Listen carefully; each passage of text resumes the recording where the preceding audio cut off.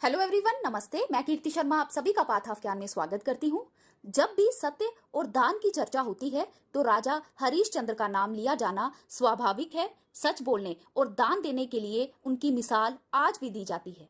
इसीलिए भी उन्हें सत्यवादी और दानवीर राजा हरीशचंद्र कहा जाता है। वो ऐसे दानी थे जो अगर सपने में भी किसी को दान देते हुए देख ले तो उसे जरूर पूरा करते थे।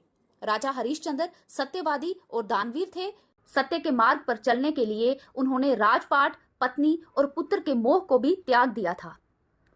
राजा हरीशचंद्र की कहानी सत्य, त्याग और धर्म के प्रतीक के रूप में जानी जाती है। ये कथा भारतीय इतिहास और संस्कृति में बेहद महत्वपूर्ण स्थान रखती है।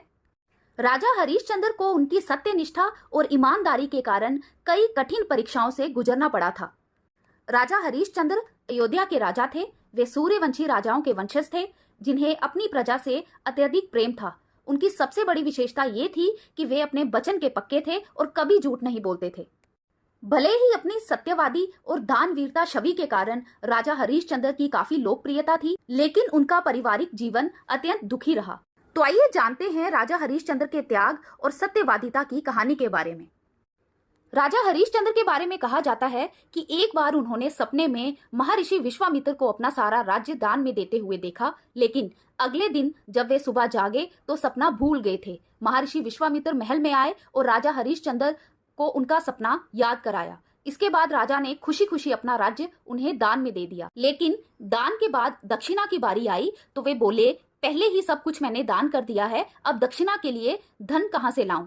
बहुत विचार करने के बाद राजा हरीशचंद्र ने खुद को बेचने का फैसला किया और काशी की ओर चल पड़े। राजा हरीशचंद्र को एक शमशान के स्वामी ने खरीद लिया।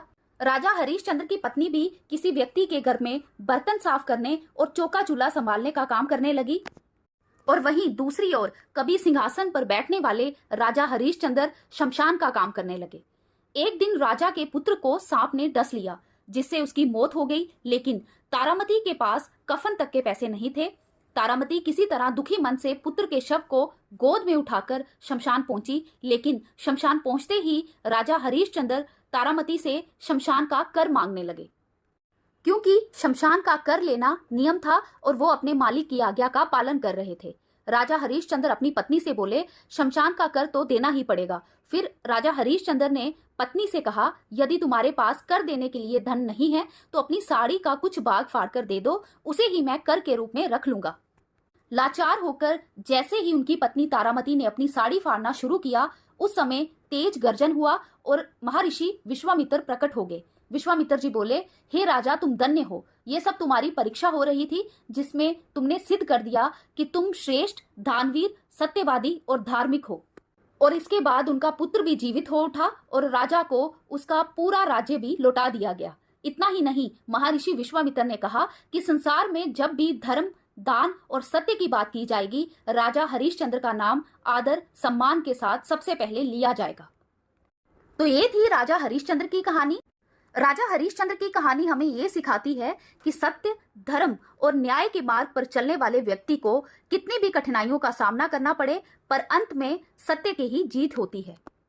उनका जीवन हमें प्रेरणा देता है कि जीवन में सत्य सबसे बड़ा धर्म है और इसके लिए हमें त्याग और धैर्य की आवश्यकता होती है। ये वीडियो आपको कैसी लगी प्लीज हमें कमेंट करके जरूर बताएं और ऐसी ही इंटरेस्टिंग वीडियोस के लिए please like, share and subscribe my channel. Thank you so much.